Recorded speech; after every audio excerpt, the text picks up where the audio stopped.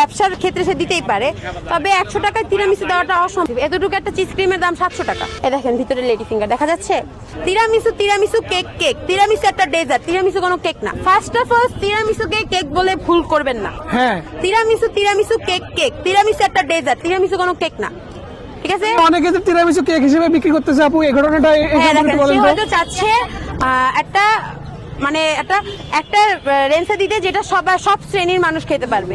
হ্যাঁ, হয়তো উনি তিরামিসু নাম দিচ্ছে, এটা যার যার ব্যবসার ক্ষেত্রে সে দিতেই পারে, তবে 100 টাকায় তিরামিসু দেওয়াটা সম্ভব না। এটা 100 টাকায় কেন দেওয়া সম্ভব না আপনি একটু বলেন তো। আপনি তো একজন কেক বিক্রেতা। হ্যাঁ, আমি বিক্রেতা, কিন্তু আমি কিন্তু বানাই না। আমার দ্বারা কিন্তু ভুল ভাল হতে পারে, ঠিক আছে? ভুল বানতি হতে পারে আমার দ্বারা, কারণ কেক বানায় হচ্ছে আমার আপু, ব্যবসা হচ্ছে আমার আপুর, সেল করি আমি, ঠিক আছে? তো কেন সম্ভব না? কারণ চিজ ক্রিমটা যে দেওয়া হয় ভাইয়া, ওইটা অনেক এক্সপেন্সিভ। এতটুকু একটা চিজ ক্রিমের দাম 700 টাকা। হ্যাঁ, আবার লেডি ফিঙ্গার ওইটা হচ্ছে এক্সপেন্সিভ। উপরে একদম দেখেন, আমরা কিন্তু দিচ্ছি একদম কি বলে অরিজিনাল স্ট্রবেরি, ঠিক আছে? তো এইটার দাম বেশি, উপরে হোয়াইট চকলেট, সবকিছু মিলিয়ে আসে না আসলে 100 টাকা খরচেই আসে না। আপু খরচেই আসে না।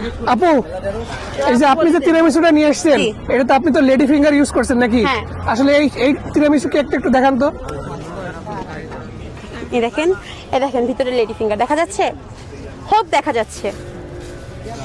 লেডি ফিঙ্গারটা কেন ব্যবহার করা হয়? শুনছি এখানে নাকি অ্যালকোহলও ব্যবহার করা হয় তিরামিসুতে।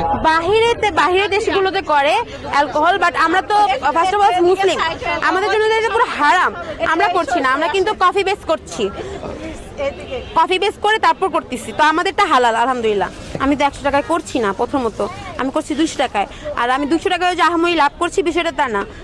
আমি জাস্ট যে আনছি বলছি তিরামিসু খাওয়াচ্ছি, এটা তো আমিও আহামরি লাভ করছি না।